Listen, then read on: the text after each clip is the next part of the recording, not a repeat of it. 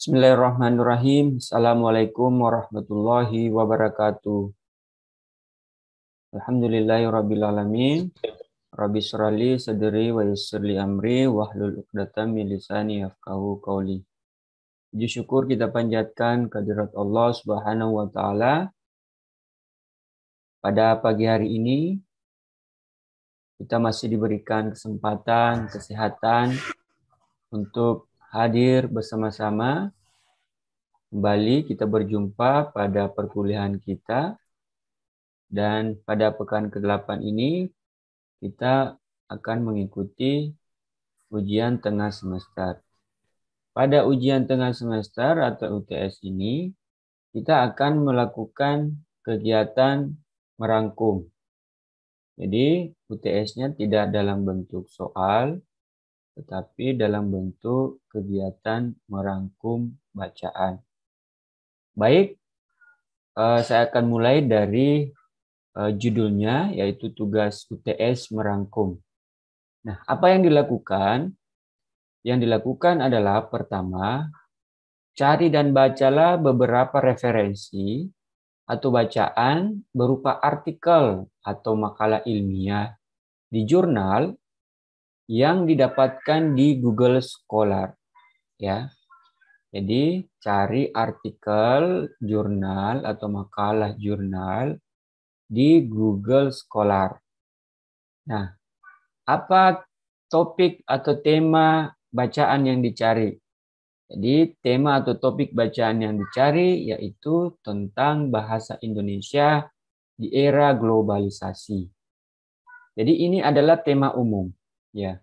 Jadi tema umumnya itu berarti setiap mahasiswa bebas atau bisa secara mandiri mencari topik-topik yang bersifat khusus, tetapi masih berkaitan tentang bahasa Indonesia di era globalisasi.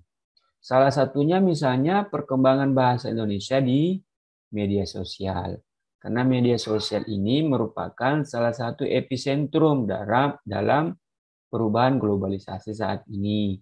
Misalnya juga terkait fenomena hate speech di media sosial. Itu juga termasuk karena hate speech, ujaran kebencian, itu masuk dalam ranah berbahasa yang baik dan benar. Itu semua bisa kalian pilih.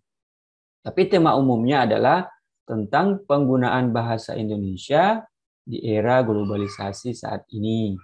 Nah, misalnya seperti itu. Jadi tema yang disediakan di tugas merangkum di kalam uminya itu hanyalah tema yang bersifat umum. Nah, setiap mahasiswa bisa lebih spesifik karena semua mahasiswa diberikan tugas yang sama.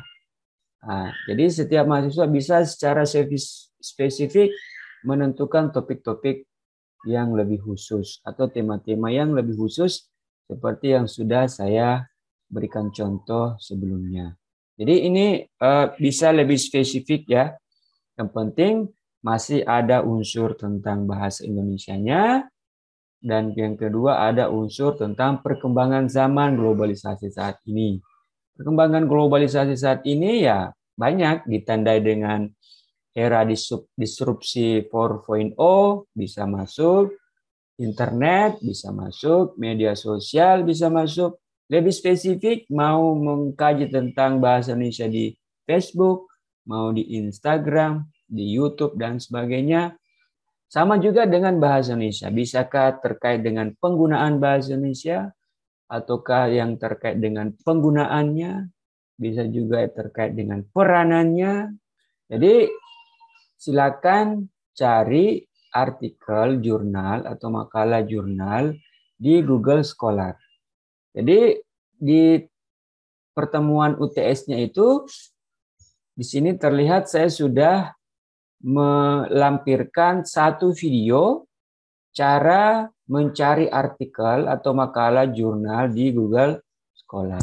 Jadi silakan dinonton, diperhatikan sehingga kalian sudah memiliki pengetahuan bagaimana cara mencari artikel.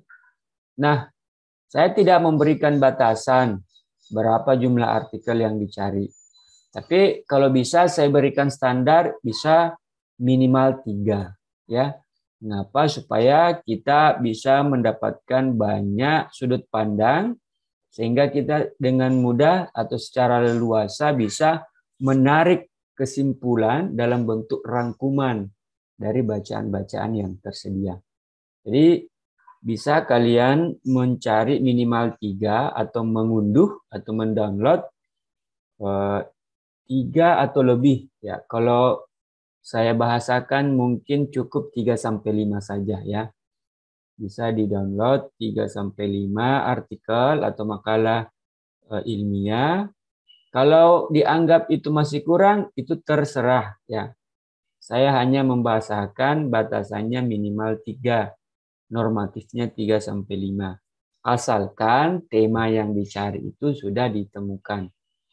Nah, di video panduan itu sudah tersedia sebenarnya cara mencari artikel berdasarkan spesifikasi topik yang akan kita temukan ya. Jadi seperti itu. Jadi tentu kegiatan merangkum ini sudah sering kalian lakukan. Jadi sebenarnya kan rangkuman itu menyatukan pokok-pokok pembicaraan atau pembahasan ya. Jadi kita seperti melakukan kegiatan ringkasan dalam bentuk pokok-pokok pokok-pokok pembahasan dari bacaan kita. Yang jumlah katanya cukup 400 sampai 500 kata. Jadi 500 kata itu kalau kita ketik di MS Word itu cuma 1,5 halaman kalau tidak salah. Kalau misalnya spasinya padat, rapat ya, spasi 1 dengan margin yang agak longgar, itu mungkin hanya 1 halaman. Jadi terserah. Nah, jadi yang penting jumlah katanya di antara 400 sampai 500. Kalau kita merangkum atau mengambil intisari atau mengambil intisari dari bacaan itu, ya, tidak ada lagi pendapat orang lain yang dikutip.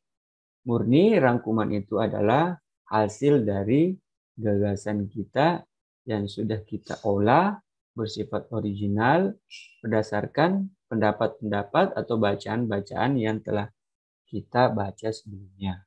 Makanya semakin banyak bacaan, saya kira semakin bagus. Ya, jadi diketik di komputer di Microsoft Office Word. Silakan diketik, terserah mau spasinya berapa, mau berapa halaman, yang penting jumlah katanya 400 sampai 500 kata.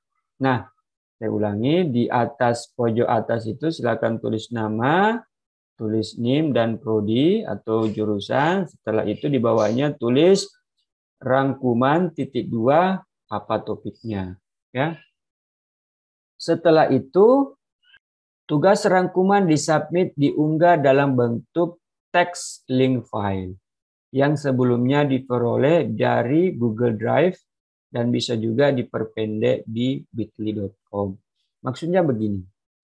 File rangkuman tadi yang sudah diketik di Word itu kalian unggah di Google Drive ya. Maksudnya begini. Sebenarnya kita bisa mensubmit langsung filenya di Kalam.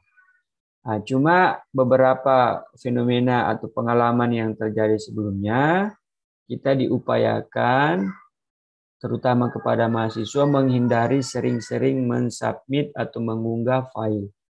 Kalau dosen mungkin ya hanya 1 orang, 1 file. Kalau semua mahasiswa diberikan tugas kemudian tugasnya disubmit dalam bentuk file yang besar, ada berapa banyak mahasiswa. Itu memberatkan sistem yang membuat bisa jadi Kalam semakin sulit atau semakin berat. Nah, makanya cukup teks link filenya. Nah, cara membuatnya saya juga sudah menyertakan panduan atau video panduan cara membuat link file, link unduhan di Google Drive. Sisa menyiapkan filenya, kemudian buka Gmail-nya, kemudian buka Google Drive-nya. Nah, silakan di Google Drive-nya upload file tersebut kemudian klik kanan filenya, kemudian pilih Get Link. Itulah link yang bisa kalian share dengan cara klik tugas merangkum, karena yang di store adalah teks bukan file.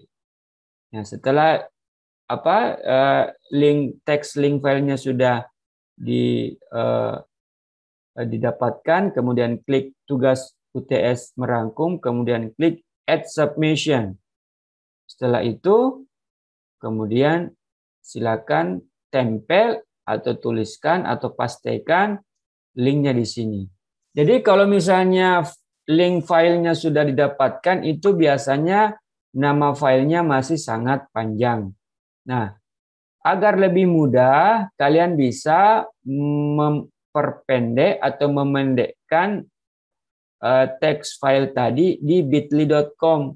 Nah, di kalam UMI-nya juga saya sudah menyediakan video panduan ketiga cara memperpendek link atau URL di bit.ly.com. Nah, link yang sudah didapatkan di Google Drive tadi bisa kalian pendekkan. Bisa menjadi misalnya bit.ly/tugas merangkum Putri. Nah, misalnya tugas merangkum Diana. Nah, supaya lebih mudah diketik, supaya lebih mudah diingat, karena linknya bisa dimodifikasi sesuai dengan kemauan. Ya, jadi itu. Nah, setelah itu silakan klik tugas merangkumnya, kemudian klik Add Submission. Terakhir, batas pengumpulan tugas.